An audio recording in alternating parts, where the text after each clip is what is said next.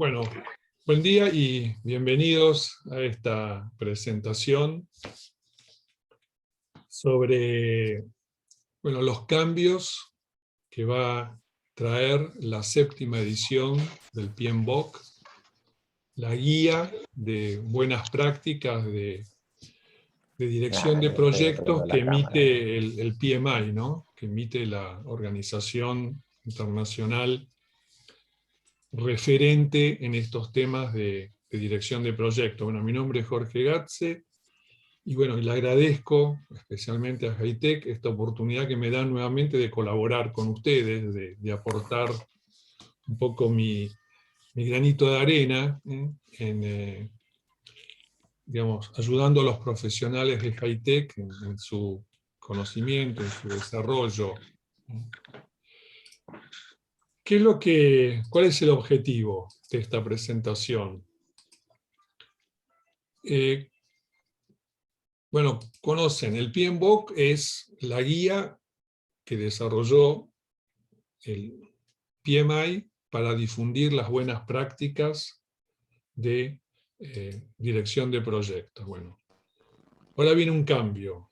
Entonces vamos a ver un poco qué cambió, y los cambios son sustanciales, no son menores, sino también por qué cambió, o sea, por qué semejante cambio, ¿no? Semejante magnitud de cambio.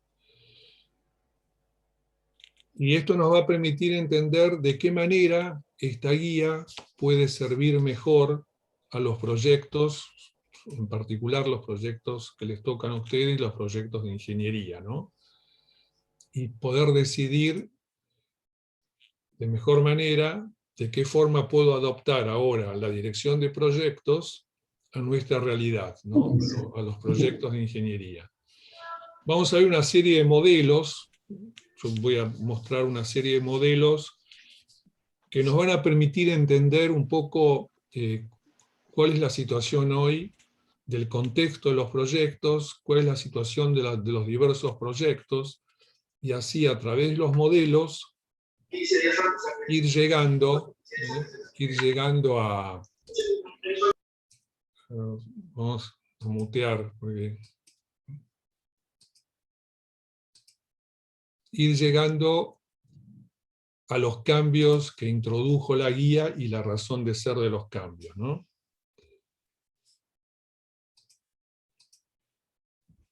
Bueno, tenemos que hacer un poco de historia. Tenemos que hacer porque cuando se empiezan a organizar las empresas, principios del siglo XX, claro, todo era una máquina, todo era un sistema de producción tipo maquinaria.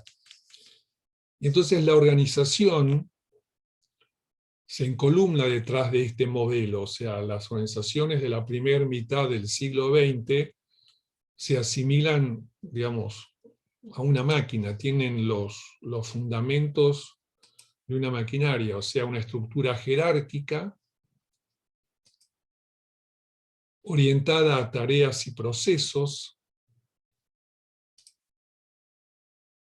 Claro, como son situaciones ya, digamos, previamente definidas, las que se iban planteando, el estilo de liderazgo que se dio en esa estructura, en ese tipo de organización, era comando y control. O sea, una persona que es la que sabe, comanda, los que dependen de ella hacen la tarea, y esta persona que comanda controla si el comando fue bien entendido y si fue bien implementado, ¿no? Entonces, en esa estructura son más importantes los activos físicos que las personas, claramente. O sea, las personas eran como una extensión de la máquina, ¿no? De ahí viene todas las teorías de Taylor y Fayol, etc. Después, en la segunda mitad del siglo XX, con la irrupción de los japoneses en los mercados occidentales, de los productos japoneses, esta estructura mecanicista empieza a ser, como empieza a ser agua, empieza a tener problemas. Entonces aparecen modelos que sirven como una especie de parches, llamémoslo así, a esta estructura jerárquica, ¿no? Y estos modelos son, por ejemplo, Total Quality Management, Balance Scorecard, Six Sigma, Business Process Management, o sea, manejo de la organización por procesos, pero aún con estos modelos, con estos, digamos, con estos enfoques, la organización sigue siendo un conjunto de mecanismos, o sea, sigue siendo una estructura jerárquica vista como mecanismos, como un conjunto de mecanismos, y estos modelos vienen a, de alguna manera, a agilizar esos mecanismos, vienen a darle mayor fluidez a esos mecanismos. Bueno, en este contexto es que nace el PMBOK, el Project Management Body of Knowledge, esta edición. Fíjense que la primera edición del PMBOK es de 1996. Y este enfoque que hereda el PMBOK lo mantiene prácticamente hasta la actual edición, que es la sexta, la del 2017, ¿no? Claro que esta sexta edición trajo una guía como complemento de prácticas ágiles. Pero el PMBOK como estructura es una estructura de procesos, una estructura, digamos, no diría normativa, pero bastante prescriptiva, ¿no? De cómo se manejan los proyectos.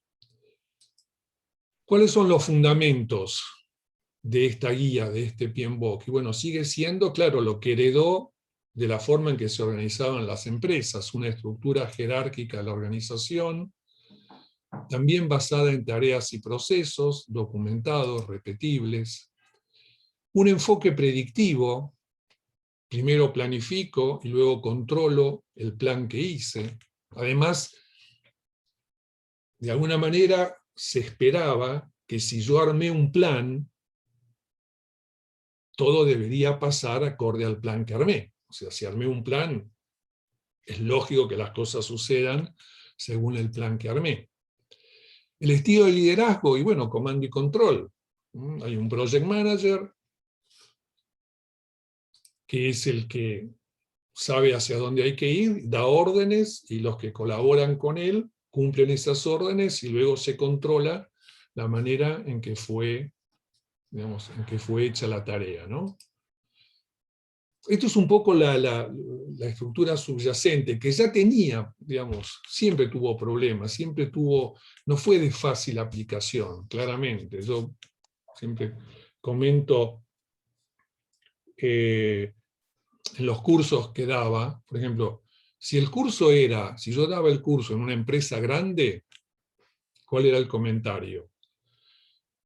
Mirá, es muy bueno esto del PMBOK, es muy bueno, pero no creo que sea para nosotros, creo que esto aplica mejor a empresas medianas y chicas. Cuando daba el curso en una empresa mediana y chica me decían, qué bueno esto del PMBOK, es muy bueno, pero no creo que aplique a nosotros. Me parece que esto aplica a empresas grandes. O sea, nadie lo quería, es muy bueno, pero no es para nosotros. Bueno, esa era un poco la realidad que se daba en ciertas situaciones. Ahora, fíjense qué fue cambiando alrededor, ¿no? El PMBOK mantuvo esta estructura, fue sacando ediciones, fue cambiando procesos, pero ¿qué pasaba alrededor? La primera edición del PMBOK es en 1996. Un año antes, en 1995, bueno, con el fin de la Guerra Fría, con, digamos, la caída del sistema soviético, Estados Unidos queda como única potencia, fue necesario contar con un modelo que pueda explicar qué pasaba en este nuevo mundo, ¿no? En este nuevo contexto global. Y es así que en el ámbito del Departamento de Defensa de Estados Unidos nace este concepto de entornos VUCA. Concepto que después, digamos, fue ampliado y se fue aplicando y se fue extendiendo al resto de digamos, de las actividades y fue entrando como entorno del mundo de los negocios. Entonces, ¿qué significa entornos VUCA? Significa que los negocios, los proyectos, los estamos haciendo en un entorno volátil, uncertainty, incierto, complejo y ambiguo. ¿Qué significa un entorno complejo? Y muchas variables interrelacionadas, con una interrelación a veces no del todo clara, ¿no? Que es la ambigüedad. No hay claridad sobre cómo se relacionan estas variables. Alta velocidad de cambio en las variables es la volatilidad, ¿no? Volatilidad en los commodities, en los precios de los commodities. Y alta incertidumbre, producto, bueno, de la globalización, de las nuevas tecnologías que irrumpen. Bueno, este es el entorno VUCA, o sea, un entorno que lo que busca decir es, miren, se acabó el mundo predecible de la primera parte del siglo XX, ¿no? Y de los primeros, digamos, de la década de los 60, de los 70. Ese mundo no lo tienen más. Ese mundo predecible, relativamente estable. Ahora estamos en un entorno VUCA, en un entorno volátil, ambiguo, incierto, complejo. Y el PMBOK seguía cambiando sus ediciones, pero manteniendo ese esquema original. Allá en los primeros años de este siglo, por el 2003, 2004, cuando sale la tercera edición, ya se habla de la revolución industrial 4.0. O sea, habíamos tenido la primera revolución industrial, la de finales del siglo XVIII, después la segunda, después la tercera, la que trajo digamos, toda la informática, y la cuarta, que ya se vislumbraba a principios del siglo XXI, tiene que ver con todo lo que es transformación digital, ¿no? La robótica, la convergencia de las tecnologías de información, la digitalización de productos y procesos, y esto alteró sensiblemente muchos modelos de negocio. O sea, muchos modelos de negocio ya empezaron a verse de alguna manera desafiados por la simulación 3D, por los sistemas ciberfísicos, la robótica colaborativa, la fabricación aditiva, cloud computing, o sea, big data, inteligencia artificial, machine learning. Todo esto fue, digamos, de a poco reconfigurando modelos de negocio, incluso haciendo obsoletos modelos de negocio y empresas que finalmente tuvieron que salir del mercado y posibilitando nuevos entrantes, ¿no? Y el PMBOK seguía con procesos, hay que hacer esto, después hay que hacer aquello. En el 2001, ya con la segunda edición del PMBOK en la calle, la gente de sistemas dice, esto a nosotros no nos sirve. O sea, esto prescriptivo que tienen ustedes en el PMBOK para nosotros no sirve, porque ustedes presuponen, en el enfoque prescriptivo, que hay un alcance que se pueda definir de entrada y después se mantiene durante todo el proyecto. Y a nosotros no nos pasa eso, nosotros los requerimientos van cambiando durante el proyecto. Entonces se juntaron los principales referentes mundiales de proyectos de sistemas de desarrollo de tecnologías de información en el 2001 y desarrollaron el manifiesto ágil, ¿no? Y estos son, por ejemplo, el manifiesto ágil tiene valores, tiene principios. Estos son los 4 valores del manifiesto ágil pensados originalmente para proyectos de sistemas, ¿no?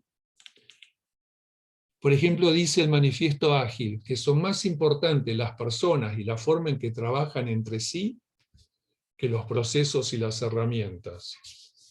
Esto significa que no va a haber más procesos y herramientas, sí que los va a haber. Pero lo que dicen los de ágiles es, no puede ser que el procedimiento haga del proyecto un rehén. O sea, el proyecto no puede ser rehén del procedimiento. El procedimiento tiene que permitir que el proyecto fluya. Y la pregunta es, ¿esto no tiene nada que ver con los proyectos que hacemos nosotros? O sea, ¿no aplica al resto de los proyectos que no sean de sistemas? El segundo valor ágil dice, miren, es mucho más importante entregar algo que sirva, un producto que funcione, a tener papeles, que sí, tengo mucha documentación, pero no resolví nada. Esto significa no hay que hacer papeles. No, no, no, no.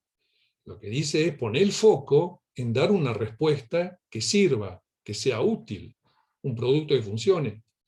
Y después, bueno, sí, la documentación respaldatoria tiene que estar.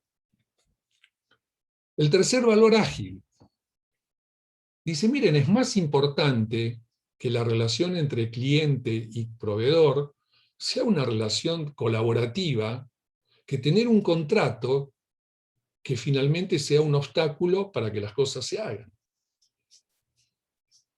El otro día, la semana pasada, en la charla de la semana pasada, que se hizo con CEPS y el Centro Argentino de Ingenieros y el IAPG, Miguel Beckner decía, si no hacemos negocios juntos, esto no funciona. O sea, si comitente y contratista no empiezan a entender que no somos adversarios, que tenemos que estar de alguna manera asociados para que el negocio les sea rentable a ambos, para que el negocio les sirva a ambos. ¿Esto significa que no va a haber contrato? Todo lo contrario. ¿Esto significa que no va a haber obligaciones contractuales? Todo lo contrario. Es donde pongo el foco. ¿Pongo el foco en tener a la otra parte como adversaria o pongo el foco en tener a la otra parte como asociado? Bueno, esto es el tercer valor ágil, originalmente pensado para sistemas. Pero la pregunta es, ya lo estamos reclamando en otros proyectos, ¿no? Y el cuarto valor ágil, 2001. Miren, dijeron esta gente, es más importante responder al cambio que seguir un plan. Claro, porque nosotros veníamos diciendo, mira, hacé un plan de proyecto y después vas a ver que todo va a pasar como está en el plan, ¿no? Entonces uno dice, ojalá la vida fuese así de fácil, ¿no? Hago un plan y después todo pasa como está en el plan, ¿no? Entonces, lo que dice este valor es, miren, tengan un plan, pero también tengan la adaptabilidad y la flexibilidad de reaccionar a los emergentes que van a ir ocurriendo a lo largo del proyecto, ¿no? Eso fue el manifiesto ágil, 2001. El PMBOK seguía con sus procesos, tratando de ser prospectivo. No es una crítica, estoy dando como un diagnóstico de lo que fue pasando. En el 2011 ya se empezó a hablar de Management 3.0. Fíjense, el Management 1.0 es el management tradicional de principios del siglo XX, la organización jerárquica, la organización estructurada en áreas funcionales, comando y control. Después, el Management 2.0 fue todos esos aditamentos que fueron surgiendo en la década del 60, 70, 80 del siglo pasado, Total Quality Management, ISO 9001, Balance Scorecard, pero la organización sigue siendo un conjunto de mecanismos, sigue siendo una estructura piramidal, vertical, jerárquica, con mecanismos que estos aditamentos vienen de alguna manera, a aceitar para que las actividades fluyan. Y en el 2011 surge el concepto de Management 3.0. ¿Qué dice el Management 3.0? Hay que desarrollar capacidades para crear y responder al cambio de modo de lograr rentabilidad en contextos turbulentos. O sea, hay que generar condiciones que permitan balancear flexibilidad y estabilidad. O sea, en algunas cosas de mi negocio necesito estabilidad, lo que estamos haciendo lo vamos a seguir haciendo porque está bien, y en otras cosas vamos a tener que ser flexibles para responder a nuevas demandas de clientes, de mercados, de tecnologías. El PMBOK, la sexta edición, de la primera a la sexta, estaba encuadrado en este mundo del management 2.0. O sea, creció, se desarrolló y se fue actualizando en este paradigma del management 2.0. Esta séptima edición, que ahora en unos minutos voy a presentar, esta séptima edición ya se ubica en el mundo del management 3.0, o sea, en otro paradigma, distinto a lo que teníamos hasta ahora. ¿Por qué? Porque el management 3.0, y esto lo toma el PMBOK, séptima edición, plantea una serie de preguntas que son realmente para pensar, para analizar, como por ejemplo, ¿por qué usted cree que tiene el control de la situación, ¿no? Y esto es, digamos, un tema que viene de los paradigmas del management 1.0 y 2.0. O sea, si yo soy jefe, si soy gerente de proyecto, ¿qué se espera de mí? Y de mí se espera que yo tenga todas las cosas bajo control. Yo tengo que tener todo bajo control, ¿no? Por eso soy gerente. Y la pregunta es, ¿realmente vos podés tener todo bajo control? ¿Vos creés que podés tener todo bajo control? Entonces, ahí viene como digamos, una dosis de realismo, ¿no? ¿Qué cosas puedo tener bajo control como manager, como project manager, y qué cosas no voy a tener bajo control? No las puedo controlar. En este Management 3.0, en uno de los libros, hace una analogía muy interesante, ¿no? Dice que hoy un jefe, un supervisor, un gerente, lo podríamos asimilar de alguna manera al responsable de un parque, a un jardinero, pero un jardinero no de un jardín este chiquito como tengo yo acá atrás en casa, sino un parque. Entonces, el responsable del parque dice, a ver, ¿qué cosas yo tengo bajo control? Y bueno, bajo control tengo la poda, bajo control tengo el riego, la fertilización, eso sí lo tengo bajo control, y eso lo voy a organizar. Y hay cosas que yo no controlo, sí, lamentablemente, hay cosas que no controlás. No controlás las lluvias, el granizo, eso no lo controlás. Entonces, ¿qué tengo que hacer con lo que no controlo? Y dar respuestas a cada situación que se vaya presentando. ¿Por qué se comporta como si pudiese predecir el futuro? Claro, en los primeros años de la segunda mitad del siglo pasado, en un entorno estable, uno podía decir, a partir de lo que sucedió en el pasado, infiero lo que podría suceder en el futuro. Pero dice, mire, estamos en un mundo volátil, incierto, complejo, ambiguo. ¿Se puede realmente predecir el futuro? ¿Por qué cree que lo que funcionó en el pasado volverá a hacerlo en el futuro? Una pregunta clave. Pregunta clave, o sea, que yo tenga un modelo de negocio exitoso no me garantiza supervivencia, no me garantiza que yo voy a seguir funcionando. O sea, Blockbuster tenía un modelo de negocio muy exitoso, de alta rentabilidad. Pero Blockbuster se olvidó, en su éxito, se olvidó de mirar qué pasa en el contexto, y el contexto fue cambiando, la tecnología fue cambiando, los hábitos de consumo fueron cambiando, los clientes fueron pidiendo otras cosas, y ahora nadie quería hacer la cola en Blockbuster para poseer un cassette y ver la película en casa, sino ahora la gente quiere acceder a la plataforma de Netflix para ver la película. Entonces, y el modelo de negocio de Blockbuster era bueno, pero cuidado, no garantiza el éxito futuro. ¿Por qué cree que todo lo importante es medible, ¿no? Otra cosa que cuestiona el Management 3.0. ¿Por qué piensa que conceptos como liderazgo, gestión y cambio tienen el mismo significado para todos? ¿Por qué piensa que reducir la incertidumbre equivale a aumentar certezas, ¿no? O sea, preguntas clave que en esta evolución del PMBOK dijeron, bueno, nosotros no podemos seguir con el esquema de la previsibilidad, donde todo es previsible, donde todo es controlable, tenemos que abrirnos a otro mundo donde hay partes que sí van a seguir siendo previsibles y controlables, sin duda, pero también hay partes que vamos a tener que adaptarnos a los emergentes que nos planteen los mercados, los clientes, etc. Bueno, un modelo que ayuda bastante es este.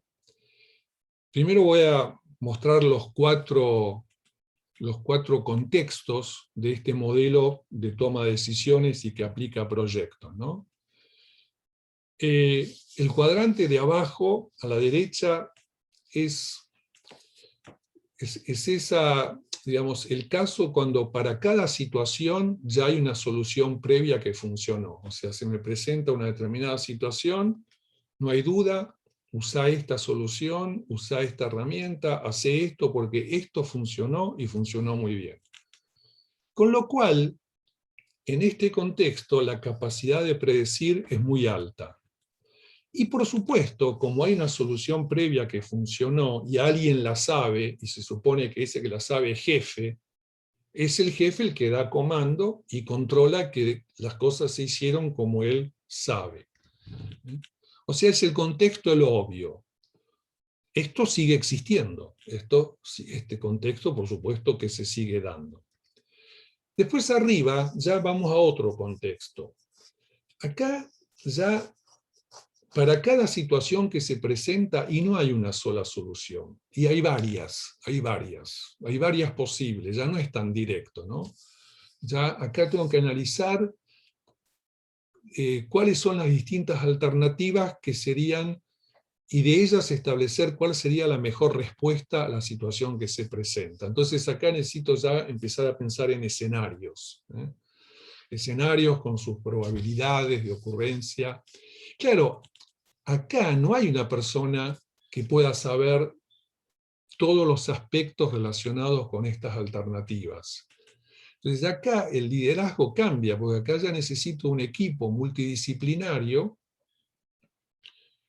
que cada uno desde su especialidad y de su perspectiva aporte a estas distintas alternativas que se plantean de modo de seleccionar la más adecuada.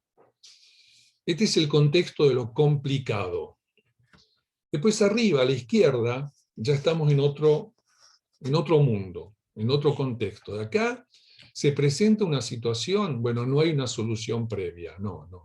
O sea, esta situación que se nos plantea, nada de lo que sucedió hasta ahora nos sirve. Con lo cual, acá tenemos que aprender. Y claro, las cosas las entendemos en retrospectiva. Una vez que se planteó la situación, la resolví, y una vez que la resolví entiendo, ¿no? Ahora entiendo por qué se produjo. Solución emerge del curso de los sucesos, o sea, la solución no existe, va saliendo a medida que vamos aprendiendo, ¿no? Y es el contexto de lo complejo. Y el cuarto, total desconexión entre causa y efecto, no existen recetas. Acá claramente, el contexto del caos, acá claramente el COVID puso al mundo, y todo lo que hacemos en el mundo, los negocios, los proyectos, lo puso en este contexto del caos. Bueno, esta es la matriz de Cunebim, desarrollada por David Snowden, una matriz muy útil. Fíjense que en el contexto de lo simple, claro, como hay una solución que funciona, ¿qué tengo que hacer? Pulir esa solución, ¿no? Entonces voy a llegar a las mejores prácticas, sigo el manual. El contexto de lo complicado, las buenas prácticas. El contexto de lo complejo, las prácticas que van emergiendo, y el contexto de lo caótico, prácticas novedosas. Entonces, ejemplos, por ejemplo, en el contexto de lo simple, ¿qué podía hacer? Y bueno, los proyectos de mantenimiento. Proyectos de mantenimiento, o sea, hay que cambiar un rodamiento, hay que cambiar una bomba, claramente, sacás la bomba, o sea, hay una sola solución, se plantea una situación, hay una sola solución. El contexto de lo complicado, proyectos de ingeniería. Tenemos que seleccionar para dar una respuesta óptima entre varias alternativas. Investigación y desarrollo, y es propio del contexto de lo complejo, donde se va aprendiendo a medida que se va avanzando. Y como decía, el COVID, la pandemia del COVID, nos puso a todos en este contexto del caos. Entonces, los enfoques predictivos, el PMBOK, de la primera a la sexta edición, servía para los dos entornos de la derecha, el complicado y el simple. Para eso era útil. Ahora, ¿qué pasaba? En el contexto complejo, arriba, a la izquierda, ahí es donde calzaron los enfoques adaptativos y ágiles. Pero no había PMBOK para eso. No había. Entonces, como que quedaron fuera, por eso se cortaron solos y desarrollaban el manifiesto ágil, porque la realidad de ellos era distinta a la realidad del mundo de lo predictivo.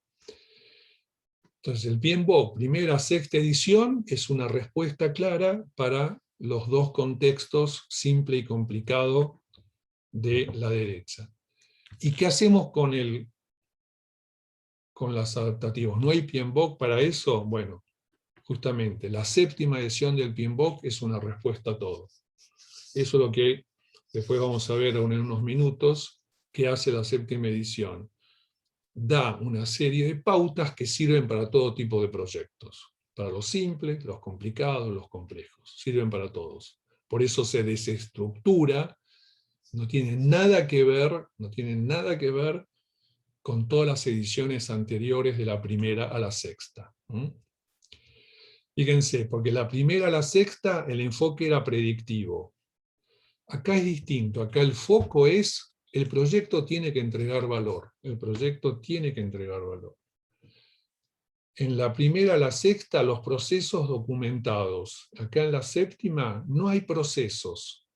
Los procesos los arma cada empresa, cada negocio. Lo que va a dar la séptima edición son principios generales de gestión de proyectos. Miren cómo será el cambio, Que por ejemplo la sexta edición tiene más o menos 700 páginas.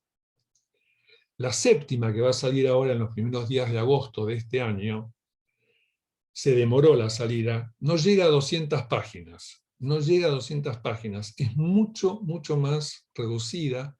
No tiene esos 49 procesos con sus entradas, herramientas, salidas. No, son principios.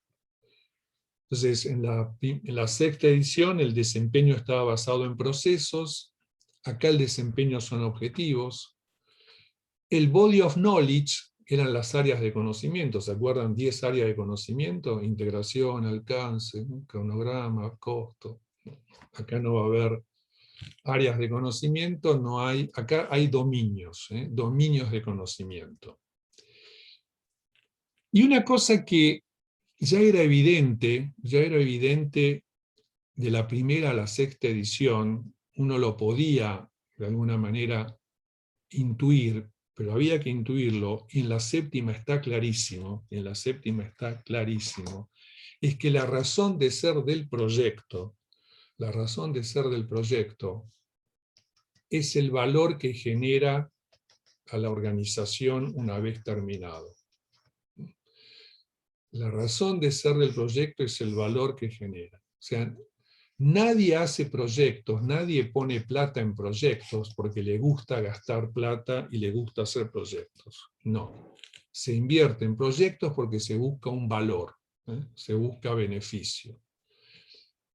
Y lo que pasa es que de alguna manera, hasta la quinta edición del PMBOK, se hablaba poco de valor, como que el foco era alcance, calidad, costo y plazo. El foco eran los resultados del proyecto.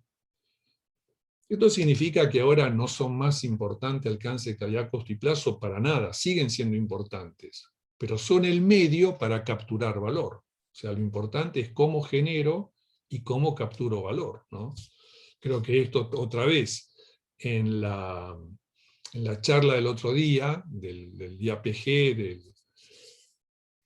del Centro Argentino de Ingenieros y de CEPSI, tanto Miguel como el otro orador pusieron mucho énfasis en esto. O sea, tenemos que generar valor, tenemos que generar beneficios, y el plazo ahora es más importante que alcance y calidad. Antes teníamos que tener plantas casi perfectas. Ahora no, con que funcione es importante. ¿Por qué? Porque decía Miguel que el peor riesgo de un proyecto es el lucro cesante, es no generar valor. Bueno, esto claramente en el PMBOK séptima edición está clarísimo, clarísimo. O sea, preocúpense por generar valor, preocúpense por gestionar proyectos de modo que generen valor.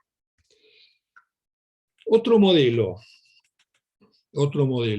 interesante para entender un poco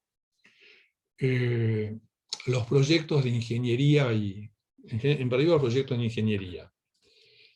Es un modelo bastante amplio, yo lo voy a resumir en un par de minutos. Este modelo, en principio, dice que las organizaciones tienen dos tipos de trabajos preponderantes, ¿no? Hay organizaciones donde prepondera, donde, digamos, prevalece el trabajo técnico, y hay organizaciones donde prevalece el trabajo adaptativo. ¿Cuál es la diferencia? Las organizaciones donde prevalece el trabajo técnico hacen lo que ya se conoce. Y si no lo conoce la empresa, lo podrá comprar, pero ya la solución de alguna manera existe. Entonces, como ya existe la solución, bueno, nos organizamos como una empresa jerárquica con un estilo comando y control. Pero no todas las empresas trabajan en este ámbito. Hay empresas donde tienen que resolver situaciones a partir de soluciones que no existen. O sea, tienen que ir descubriendo las soluciones, tienen que ir aprendiendo a medida que van trabajando. Entonces, en estas organizaciones ya no prevalece el trabajo técnico, prevalece el trabajo adaptativo, que se van, digamos, desafían lo conocido y van aprendiendo sobre la marcha. Entonces ya no pueden ser organizaciones jerárquicas, empiezan a ser organizaciones más participativas. Esto por un lado.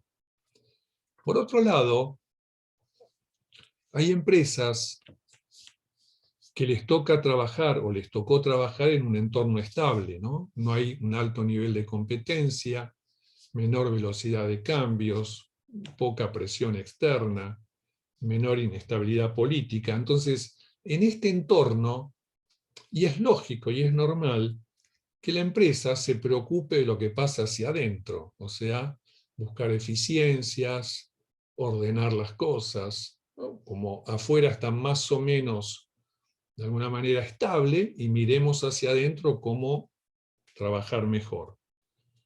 Pero también hay empresas que les tocó trabajar y les tocó trabajar en entornos inestables, alto nivel de competencia, gran velocidad de cambios tecnológicos, regulatorios, sociales, legales, por lo tanto mayor presión externa o mayor inestabilidad política, ¿no?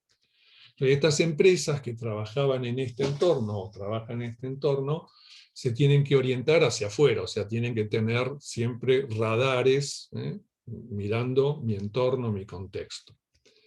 Con lo cual, estamos armando el modelo con organizaciones jerárquicas y participativas en el eje vertical y orientadas hacia adentro y hacia afuera en el eje horizontal.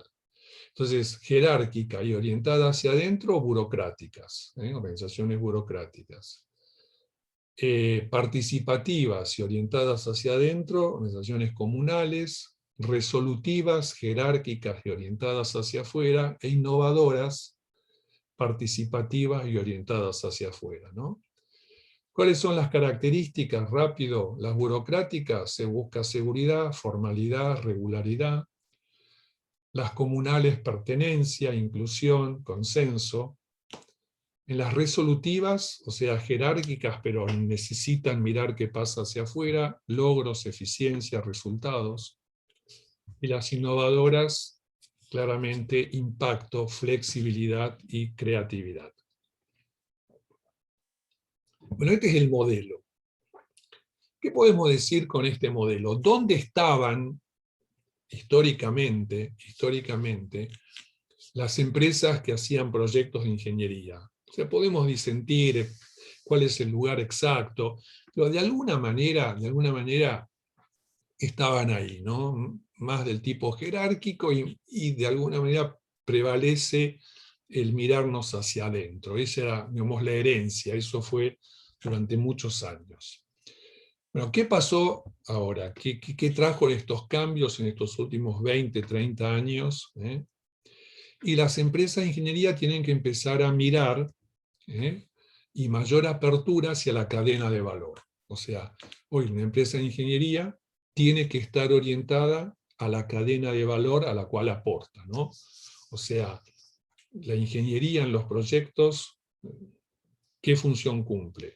Si la razón de ser del proyecto es el valor que el proyecto le genera al negocio, al mercado, a la sociedad, etc., la ingeniería, en sus distintas fases, permite madurar ese valor.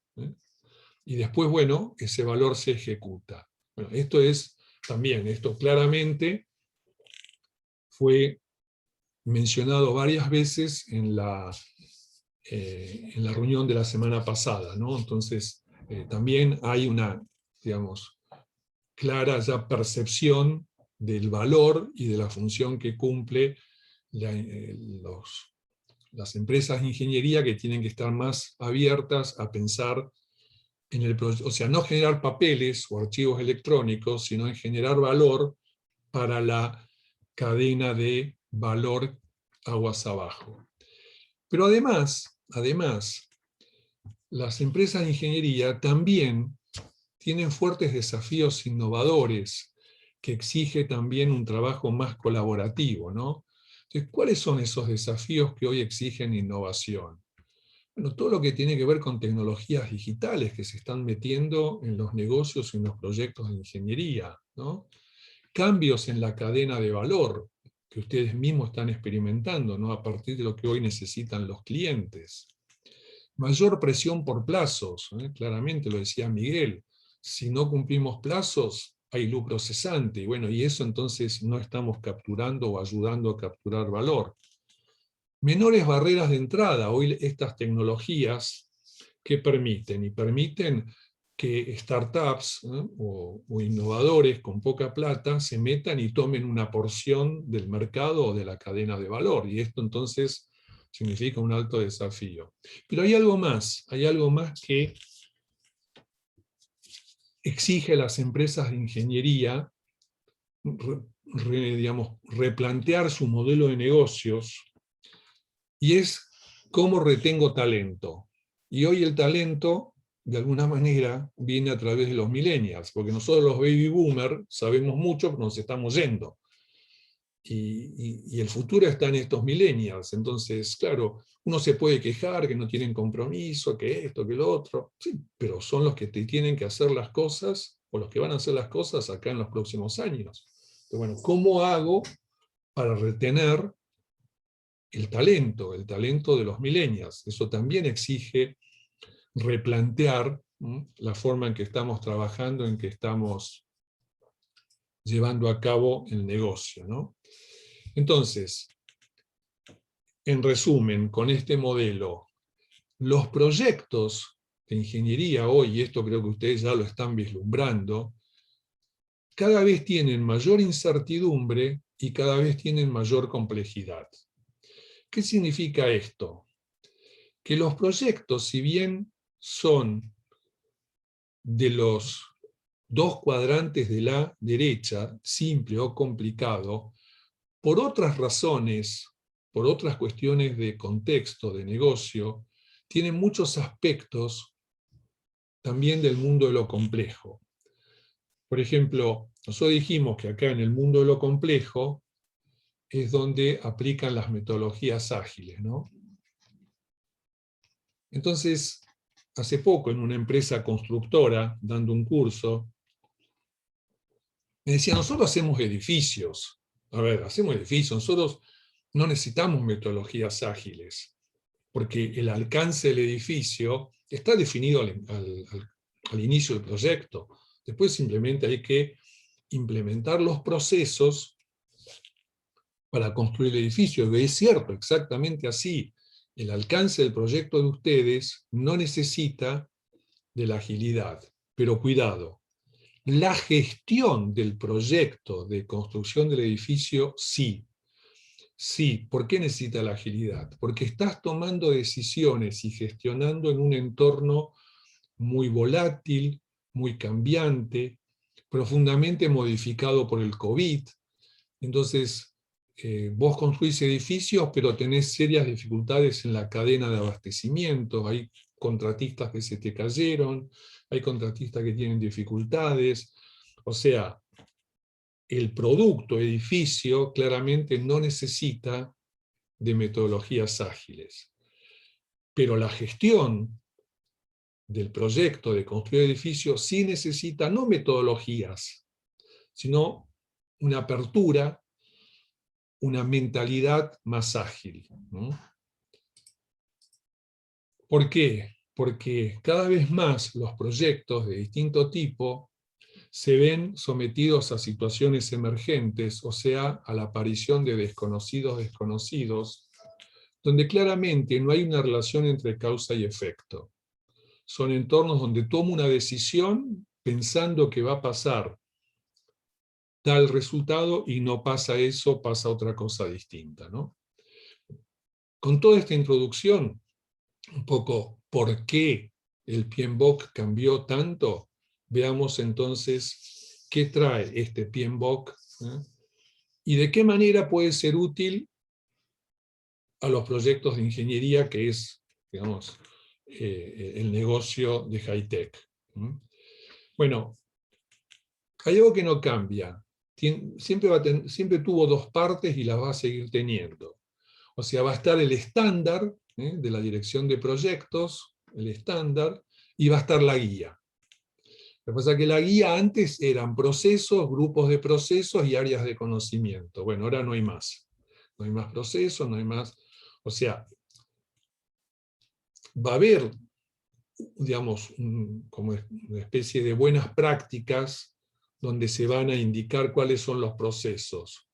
Pero cada empresa decidirá, y eso va a estar en una plataforma virtual que no va a formar parte de ninguno de estos dos libros.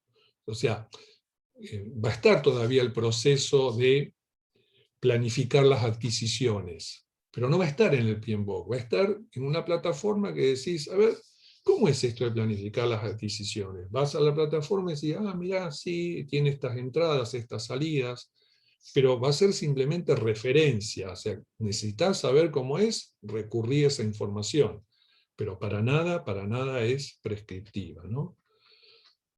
¿Cuáles son los 12 principios? No hay áreas de conocimiento, no hay grupos de procesos, no hay procesos, hay 12 principios sobre los cuales cada empresa va a decidir, bueno, en función de estos principios, cómo armo mi modelo de gestión de proyectos. Ser un administrador diligente, respetuoso y cuidadoso, ¿no? Dirigido al project manager. Construir una cultura de responsabilidad y respeto. Involucrar interesados para entender intereses y necesidades. Enfocarse en el valor, decíamos. ¿Esto no existía antes? Sí, pero estaba puesto como algo secundario, como que lo importante era el proceso, el método, y esto era lo accesorio. El método no está más, ahora esto pasa a ser el núcleo, ¿no? Reconocer y responder a las interacciones entre sistemas, ¿no? Y los sistemas a veces interactúan entre sí y generan resultados no previstos. Entonces yo tengo que reconocer el resultado no previsto y responder de manera adecuada. Motivar, influir, entrenar, aprender, ¿no? Liderazgo, ¿no? Claramente ya antes sabíamos que al frente de un proyecto ya no podíamos poner a un ingeniero brillante, ingeniero muy conocedor de la tecnología, pero que no sabe delegar, que no sabe relacionarse, que no sabe trabajar en equipo, que no sabe entusiasmar, que no sabe entusiasmar. Ya nosotros creo que ya hace años que venimos y somos conscientes de que no alcanza con ser un buen ingeniero, que es importante sí, que es necesario sí, pero que para dirigir proyectos ya no es suficiente, creo que todos estábamos de acuerdo. Entonces, ahora hay un principio que dice, mirá, el liderazgo tiene que estar basado en estos aspectos. Adaptar el enfoque de entrega según el contexto, y claro, si mi contexto me exige metodologías ágiles, mi enfoque va a ser entregas periódicas, cada 3 semanas. Ahora, si mi enfoque consiste en entregar un producto que solamente va a ser útil al terminar de desarrollarlo, entonces ahí tendré un enfoque predictivo. Pero vos elegí, vos empresa decidí si te conviene más un enfoque ágil, un enfoque predictivo o un enfoque híbrido. Porque lo que también va a pasar, y está pasando, es que muchos proyectos tienen un mix. Hay partes que el alcance está definido y armamos un plan y cuidamos ese plan, y hay partes del proyecto que estamos aprendiendo a medida que vamos desarrollando, ¿no? Incorporar calidad en procesos y resultados, abordar la complejidad. Fíjense, el PMBOK hasta la sexta edición, perdón, hasta la actual, hablaba de riesgos. Yo en particular, a mí me encanta el tema riesgos, y lo estudié mucho, y me sigue gustando, pero era un tema que en las empresas no calzaba. En muchas empresas hablar de riesgos era, digamos, ir contra la corriente, porque, a ver, si yo soy gerente, y yo tengo que tener las cosas bajo control, ¿cómo me venís a hablar de riesgos? No puede haber riesgos, tiene que estar todo bajo control. Entonces decís, no, mirá, primero que es iluso pretender tener las cosas bajo control, es muy iluso. Y el riesgo hay porque hay proyectos, y hay proyectos, o sea, si hay proyectos hay incertidumbre, si hay incertidumbre hay riesgo, ¿no? Pero claramente en muchas organizaciones lo hemos vivido, ¿no? En un proyecto decían, alguien dice, ¿y si hacemos un análisis de riesgo? ¿Cuál era la respuesta? No, pero ponele onda, ponele pila, ¿no? ¿Por qué? ¿Cómo no mires la mitad vacía del vaso, no, ponele pila, ponele onda. Claro que hay que ponerle onda y hay que ponerle pila, pero analizar riesgos. Bueno, la séptima edición no habla de riesgo, dice, en tu proyecto hay oportunidades y hay amenazas, manejalas, gestioná. Lo que puede salir bien, potencialo. Lo que puede salir mal, la amenaza, reducilo. Construir adaptabilidad y resiliencia durante el proyecto y gestionar cambios para lograr el estado futuro deseado, ¿no? Esto no estaba, esto es absolutamente nuevo, el punto 12. Y también es muy importante, porque muchos proyectos se focalizaban tanto en el sistema que desarrollaban y se olvidaban del entorno, de aquel que tiene que usar el sistema luego de implementado y cambiar su forma de trabajo, cambiar métodos de trabajo que usó durante años. Claro, entonces introducíamos el nuevo sistema, nos olvidábamos del usuario porque no generábamos el cambio correspondiente y no funcionaba. Entonces, este sistema no sirve. No es que no sirve. No hiciste el cambio necesario organizacional para que los usuarios y clientes puedan usar ese sistema, ¿no? Y además de los 12 principios, tiene 8 dominios. 8 dominios de conocimiento, que son, bueno, cómo manejar el equipo de proyecto, el ciclo de vida del proyecto, y acá puede haber ciclo de vida predictivo, ágil, navegar en la incertidumbre y en la ambigüedad, el rendimiento, el desempeño, medir cómo venimos con el proyecto. Acá, por ejemplo, aparece Earn Value, valor ganado. El manejo de interesados, que antes estaba, pero ahora está visto como un dominio de conocimiento que hay que utilizar. La planificación. Entonces la planificación acá no es prescriptiva, dice, hay que planificar. Si estás en un contexto predictivo, vas a hacer un plan y vas a tratar de cuidarlo con un sistema de control de cambios. Y está bien, si estás en un predictivo, ¿por qué no? Tiene que ser así, pero si estás en un ágil, no pretendas un plan que se mantenga. Entonces planificás de otra manera, planificás por ciclos cortos, ¿no? La entrega, el delivery de los resultados y trabajo en el proyecto. Y después hay una plataforma, va a haber una plataforma de acceso virtual, donde van a estar todos estos procesos que estaban hasta ahora en el PMBOK, van a estar como referencia. Los 49 procesos, los procesos de planificación, de compra, van a estar como referencia. ¿Te sirven? Usalos. Usalos como referencia. Va a haber planillas tipo, va a haber formularios recomendados para tal o cual situación, pero va a ser justamente como un menú que cada empresa podrá decidir, me sirve, no me sirve, lo uso, no lo uso, no sé cómo se hace, veo acá cómo funciona, etc., ¿no? Entonces, ¿cuáles son las claves de esta séptima edición? Pone el foco en entregar valor más que en cumplir las restricciones. ¿Qué restricciones? El triángulo, ¿no? El triángulo de alcance, calidad, costo y plazo. Esto significa que este triángulo ya no es importante, sí que es importante, pero es mucho más importante entregar valor. Porque hay muchos casos donde se cumplieron las 3 variables, pero no se entregó valor, y hay casos donde estas variables tuvieron tremendos desvíos y se logró capturar valor. Entonces, el valor, ese que genera el proyecto al final, es mucho más importante que las restricciones. Liderar el equipo de proyecto más que gestionar actividades. Este es un cambio, o sea, el project manager en realidad no controla, guía. ¿Por qué guía? Y porque, digamos, admite que no sabe todo. Él sabe mucho de un tema, pero en el proyecto hay muchos otros temas, con muchos otros especialistas. Entonces, ¿cuál es mi función? ¿Gestionar las actividades? No, es guiar, es liderar, y es llevar al equipo hacia el logro de los objetivos. Adaptarse al cambio más que seguir un plan, ¿no? O sea, entonces, esto significa, no vamos a planificar más. No. Vamos a planificar. Pero no vamos a gastar mucho tiempo en planificar lo que no sabemos, porque es muy probable que después las cosas cambian. Planificar con detalle los próximos 2 meses, 3 meses, y aún así va a haber cambios. Entonces, aún así, el plan va a seguir siendo importante, pero mucho más importante va a ser la capacidad de respuesta y de reacción al cambio. Y para ir terminando, ¿no? Para ir terminando.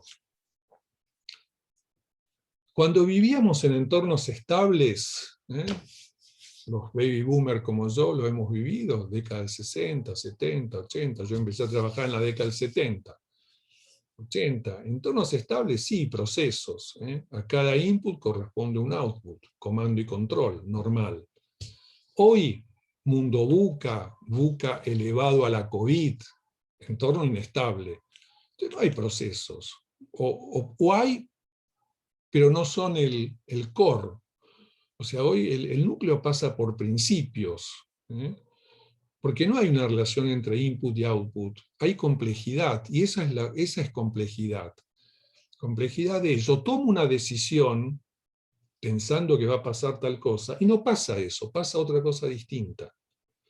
Entonces no hay una relación clara y directa entre el input y el output. Entonces, acá lo que vale es el aprendizaje. Y bueno, vamos aprendiendo. A ver, no es teoría esto.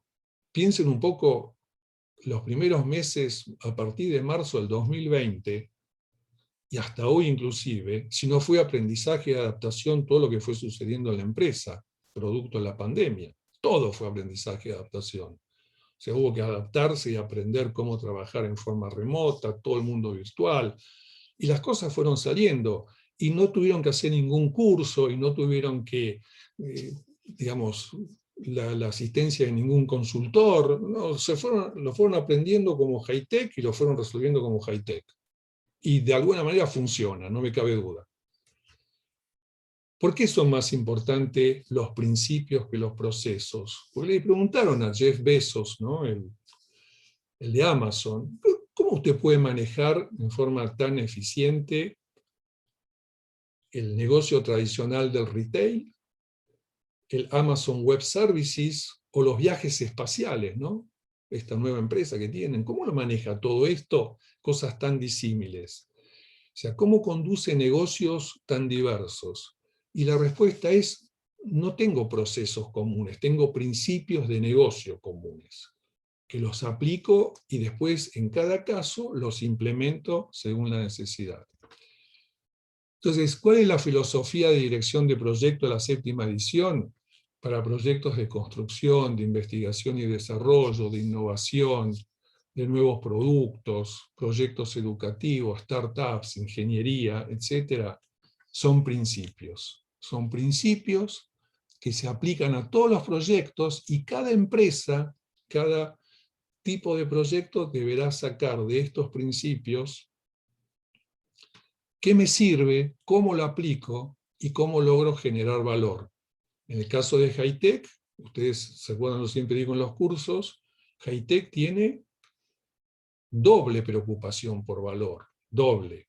Porque ustedes tienen que ayudar a sus clientes, que los seleccionaron para trabajar con ellos, en la captura del valor que busca el cliente de la inversión que está haciendo. Y el otro valor que les tiene que preocupar a ustedes es el que les generan a Hightech. Uno puede decir ganar plata. Sí, porque si no ganan plata, Hightech no tiene futuro, pero también es qué nos deja este proyecto en términos de nuevas tecnologías, de nuevos conocimientos, de formación de mi gente, de experiencia de mi gente, etc., ¿no? Y una analogía, y termino claramente. Tengo una hija, nutricionista. En realidad, yo tengo 5 hijos, ¿no? El que me conoce, yo lo conté ya. Tengo 5 hijos. Mi segunda hija no está en Argentina, se fue a vivir otra. Ella es chef. Ella nos cocinaba rico. Y la cuarta hija, Ana, es nutricionista. Entonces había una tensión, ¿no? Entre Paula, que cocinaba rico, y Ana, que decía hay que comer sano. Ganaba en general comer rico.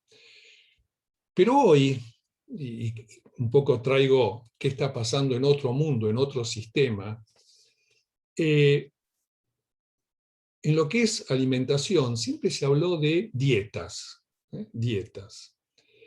Pero claro, cuando uno empieza a entender cómo funciona el organismo humano, el cuerpo humano, que tiene una parte biológica, una parte psicológica, espiritual, también dicen algunos.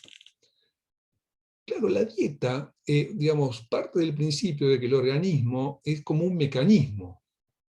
Entonces la dieta, dicen hoy, estas nuevas tendencias, yo simplemente repito, no, en esto no, las dietas pasan a ser restrictivas. Es una especie de comando y control sobre un sistema que es complejo. Entonces, no se condice con el organismo humano, dicen hoy estos nuevos especialistas, porque el organismo humano es un sistema complejo, no es un sistema de causa y efecto claros y unívocos. Entonces, por eso hoy dicen que es mucho más importante que las dietas, que siguen siendo necesarias, no eliminan, pero simplemente hoy se dice mucho más importante que las dietas son los hábitos. Y los hábitos se basan en principios de vida, o sea, tengo un estilo de vida, un principio de vida, y en base a ese principio voy aprendiendo y voy adaptando mi forma de alimentarme. O sea, colaboro con mi organismo, un sistema complejo, con ciertos principios, ¿no? ¿Por qué? Porque si es un sistema complejo, el sistema complejo no se controla, se guía. El proyecto es un sistema complejo, no se controla, se guía. El PMBOK es un medio, nunca un fin. Nadie hace proyectos para cumplir el PMBOK, nunca debió haber sido así. En sí mismo, el PMBOK no es causa ni de éxito ni de fracaso. Tanto el éxito como el fracaso de un proyecto, ¿de qué dependen? De la estrategia y de la ejecución con el cual lo voy a llevar adelante. Ahora sí, si yo uso bien estos principios, y tengo chances de que las cosas salgan bien. ¿Por qué? Porque facilitan la ejecución. Creo que me extendí un poco, quería terminarlo en 1 hora, bueno, empezamos 1 minuto más tarde, así que me extendí 5 minutos. De mi parte, les agradezco la atención, pero bueno, si hay dudas, alguien hasta puede decir, no estoy de acuerdo con lo que dijiste, o lo veo de otra manera, excelente, excelente, porque estamos ante entornos complejos, entonces la experiencia individual y el punto de vista individual vale, es muy importante.